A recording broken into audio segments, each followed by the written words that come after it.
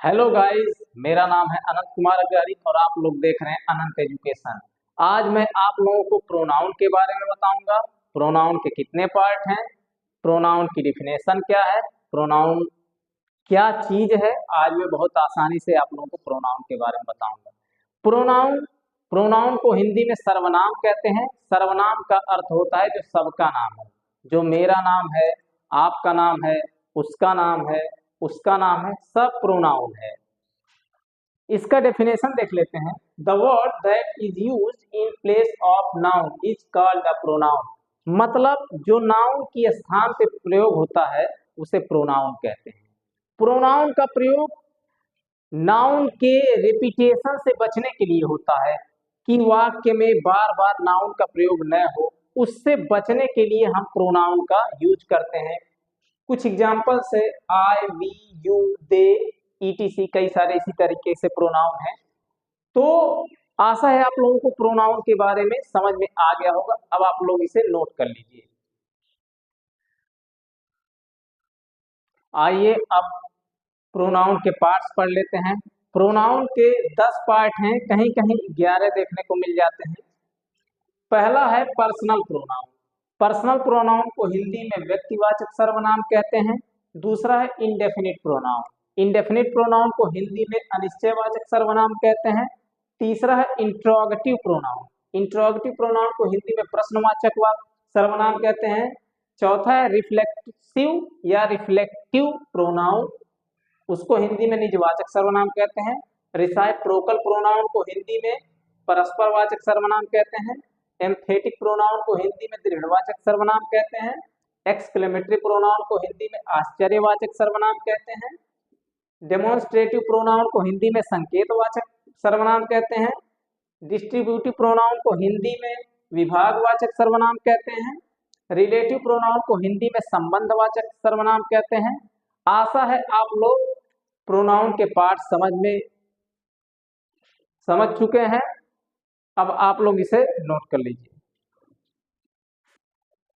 अब आइए personal pronoun के बारे में जान लेते हैं। पर्सनल प्रोनाउन जो सर्वनाम किसी बोलने वाले व्यक्ति का बोध कराए, सुनने वाले व्यक्ति का बोध कराए या किसी अन्य व्यक्ति का बोध कराए, उसे हम लोग पर्सनल प्रोनाउन कहते हैं। पर्सनल प्रोनाउन कई सारे होते हैं। आई भी पर्सनल प्रोनाउन है, वी भी है, यू भी है, ये सभी पर्सनल प्रोनाउन है। पर्सनल प्रोनाउन 3 प्रकार के होते हैं। पहला है फर्स्ट पर्सन, जिसे हिंदी में प्रथम पुरुष कहते हैं। फर्स्ट पर्सन 2 होते हैं, आई और वी। सेकंड पर्सन मध्यम पुरुष 1 होता है, यू। थर्ड पर्सन जो उत्तम पुरुष है, अन्य पुरुष है, वह कई सारे होते हैं, ही है, सी है, इट है, दे है और कई सारे उत्तम पुरुष के कैटेगरी में आते हैं। फर्स्ट पर्सन जो होता है वह बोलने वाला व्यक्ति होता है। जैसे मैं बोल रहा हूं, मैं फर्स्ट पर्सन हूं, आप बोल रहे हो, आप फर्स्ट पर्सन हो। सेकंड पर्सन जो होता है वह सुनने वाला होता है। जैसे आप बोल रहे हो, मैं सुन रहा हूं, मैं सेकंड पर्सन हूं। मैं बोल रहा हूं, आप सुन रहे हो, आप सेकंड पर्सन हो। थर्ड पर्सन हो, मैं और आप किसी दूसरे के बारे में बात कर रहे हो, वो थर्ड पर्सन है। आशा है आप लोगों को पर्सनल प्रोनाउन और उसके पार्ट समझ में आ गए होंगे। अब आप लोग इसे नोट कर लीजिए। आइए अब इंडेफिनिट प्रोनाउन के बारे में जान लेते हैं। इंडेफिनिट प्रोनाउन को हिंदी में अनिश्चयवाचक सर्वनाम कहते हैं। जो सर्वनाम किसी अनिश्चित व्यक्ति या वस्तु का बोध कराता है उसे इंडेफिनिट प्रोनाउन कहते हैं। मतलब कंफर्मेशन व्यक्त नहीं करेगा कि हाँ यही है, वह अनिश्चितता का बोध कराएगा। जैसे सम है, अदर है, नोबडी है, फ्यू है। जैसे एग्जाम्पल के थ्रू देख लेते हैं।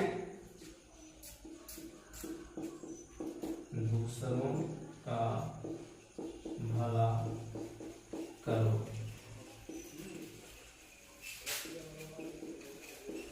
Do well to others.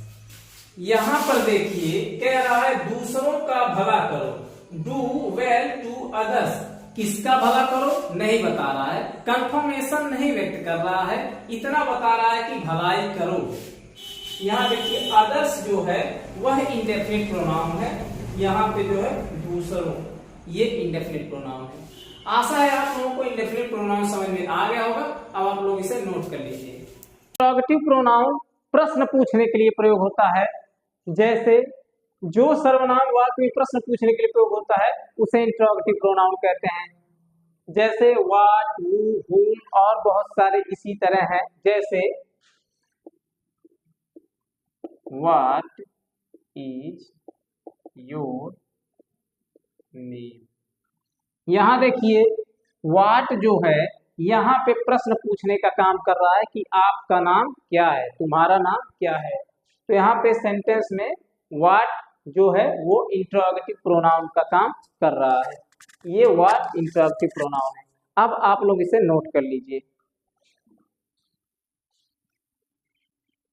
आइए अब रिफ्लेक्सिव प्रोनाउन के बारे में जान लेते हैं। बहुत लोग इसको रिफ्लेक्सिव, बहुत लोग रिफ्लेक्टिव प्रोनाउन कहते हैं, तो आप लोग कंफ्यूज मत होइएगा। जब कर्ता स्वयं के लिए कार्य करता, मतलब खुद कार्य करता है, तो उसे सेल्फ या सेल्फ के द्वारा प्रकट करता है, उसे हम लोग रिफ्लेक्सिव प्रोनाउन या रिफ्लेक्टिव प्रोनाउन कहते हैं। जैसे him self, them self, my self, her self, बहुत सारे हैं इसमें सेल्फ सेल्फ सेल्फ सेल्फ प्रयोग होते हैं। अब आइए एग्जाम्पल के द्वारा समझ लेते हैं। मोहन का स्वयं चलाता है। Mohan drives the car himself. यहाँ देखिए मोहन जो है वह कार चलाने का कार्य कर रहा है, खुद कर रहा है, किसी से करवा नहीं रहा है। तो यहाँ पे देखिए हिमसेल्फ का प्रयोग हुआ है। जहां पर स्वयं कार्य करने की बात होगी वहां पे रिफ्लेक्सिव प्रोनाउन होगा। अब आप लोग इसे नोट कर लीजिए। अब आइए रिसाइप्रोकल प्रोनाउन के बारे में जान लेते हैं। रिसाइप्रोकल प्रोनाउन को हिंदी में परस्पर वाचक सर्वनाम कहते हैं। जो सर्वनाम किसी व्यक्ति या वस्तु का आपस में संबंध बताता हो उसे रिसाइप्रोकल प्रोनाउन कहते हैं। रिसाइप्रोकल प्रोनाउन दो प्रकार के होते हैं, ईच अदर और वन अदर। इसको उदाहरण के द्वारा समझ लेते हैं। छात्रों ने दूसरे की सहायता की। The students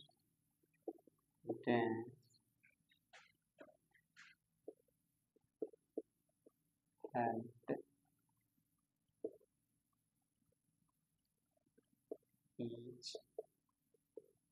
other।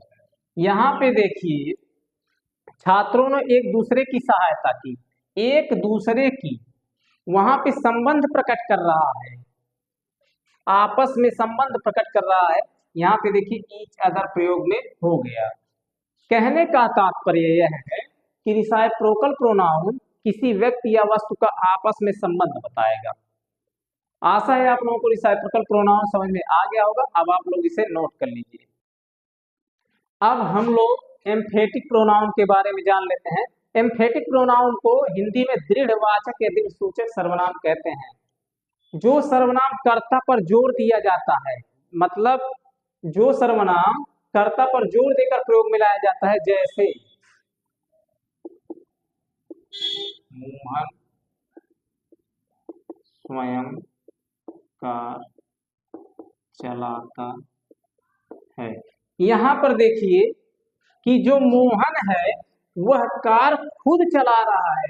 यहाँ पर कर्ता पे जोर दिया जा रहा है कि मोहन स्वयं कार चला रहा है।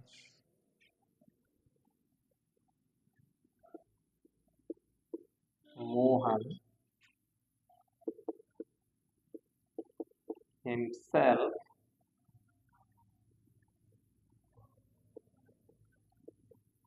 drives the car।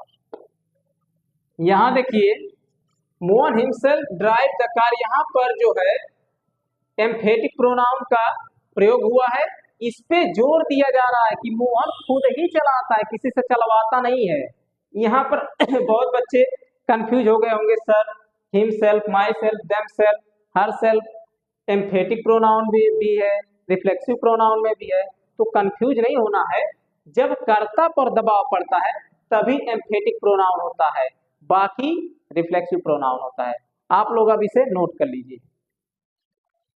अब हम लोग एक्सक्लेमेटरी प्रोनाउन के बारे में जान लेते हैं। एक्सक्लेमेटरी प्रोनाउन को हिंदी में आश्चर्यवाचक सर्वनाम कहते हैं।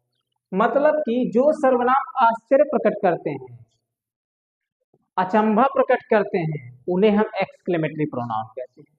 एक्सक्लेमेटरी प्रोनाउन दो होते हैं, व्हाट और हाउ। एग्जाम्पल के थ्रू इसको देख लेते हैं।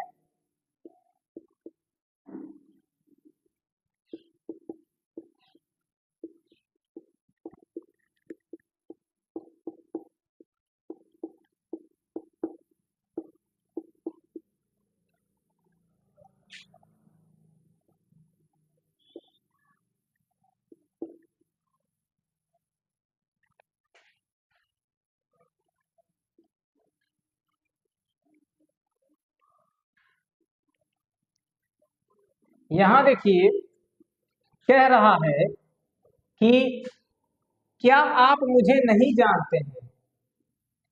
यहां देखिए ये जो है कहते हैं बहुत लोग, क्या आप मुझे नहीं जानते हैं, बहुत लोग ऐसा आश्चर्य प्रकट करते हैं। तो यहाँ आश्चर्य प्रकट हो रहा है, व्हाट यू डोंट नो मी। यहाँ पे कहते हैं व्हाट यू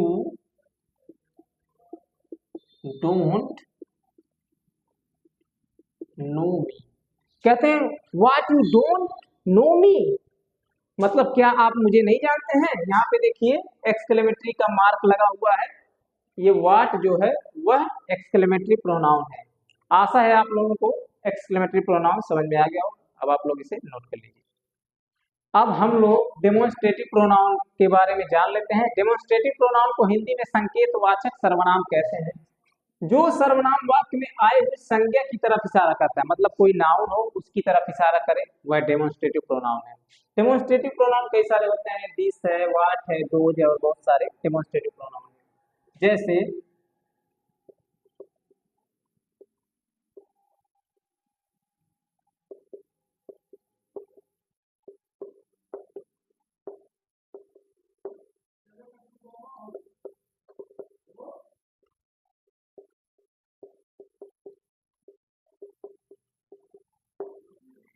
यहाँ देखिए यह किताब मेरी है। ये जो किताब है वह नाउन है, लेकिन यह जो है वह प्रोनाउन है। कौन सा प्रोनाउन है? Demonstrative pronoun. क्यों? क्योंकि यह संज्ञा की तरफ इशारा कर रहा है, किताब की तरफ इशारा कर रहा है। दिस बुक इज माइन, कि मतलब यह किताब मेरी है, इसके तरफ इशारा कर रहा है, इसलिए यह डेमोन्स्ट्रेटिव प्रोनाउन है। आशा है आप लोग डेमोन्स्ट्रेटिव प्रोनाउन समझ में आ गया होगा आप लोगों को। आप लोग इसे नोट कर लीजिए। आइए अब डिस्ट्रीब्यूटिव प्रोनाउन के बारे में जान लेते हैं। डिस्ट्रीब्यूटिव प्रोनाउन को हिंदी में विभाग सूचक सर्वनाम कहते हैं। जो सर्वनाम किसी व्यक्ति या वस्तु को अलग करने के लिए प्रयोग में लाए जाते हैं, मतलब कि यहां से वहां कर दिया जाए, एक जगह से दूसरे जगह भेज दिया जाए, उसे डिस्ट्रीब्यूटिव प्रोनाउन कहते हैं। इस डिस्ट्रीब्यूटिव प्रोनाउन दो होते हैं, नाइदर और आइदर। जैसे एग्जांपल के थ्रू देख लेते हैं, दोनों में से एक छात्र घर जा सकता है। यहाँ देखिए अलग कर रहा है, दोनों में से कह रहा है कि जैसे दो लोग हैं उनमें से एक जा सकता है, एक नहीं जा सकता।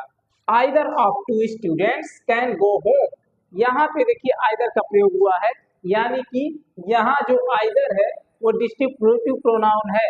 अब आप लोग इसे नोट कर लीजिए। अब आइए रिलेटिव प्रोनाउन के बारे में जान लेते हैं। रिलेटिव प्रोनाउन को हिंदी में संबंधवाचक सर्वनाम कहते हैं। जो सर्वनाम दो वाक्यों को जोड़ने का कार्य करता है, मतलब एक वाक्य है एक और वाक्य उसको जोड़ दे, उसे रिलेटिव प्रोनाउन कहते हैं। रिलेटिव प्रोनाउन कई सारे होते हैं, जिसमें हु है, हुम है, हुज है, विच है और बहुत सारे रिलेटिव प्रोनाउन है। एग्जाम्पल के थ्रू देख लेते हैं। वह वही लड़की है जिसके पिता कर्नल हैं।